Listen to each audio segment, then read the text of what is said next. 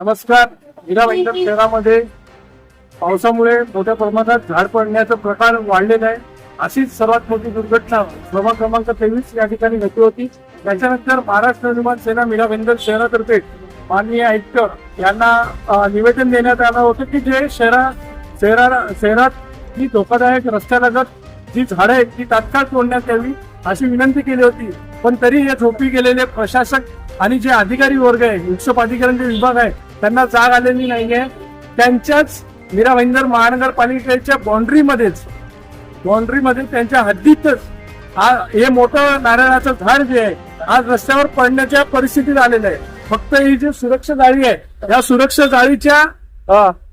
जाळीच्या भरोश्यावर हे टेकून हे बघा, हे सुरक्षा जाळीला टेकून हे झाड आज अनेक दिवसापासून ही परिस्थिती या झाडाची झालेली आहे. हे झाड रस्त्यावर पडण्याच्या परिस्थितीत आहे. महानगरपालिकेचे अधिकारी आणि कर्मचारी हे वाट बघतायत का की हा जो झाड आहे तो रस्त्यावर पडला पाहिजे, एखाद्याची दुर्घटना घडली पाहिजे अशी तुम्ही वाट बघत आहेत का?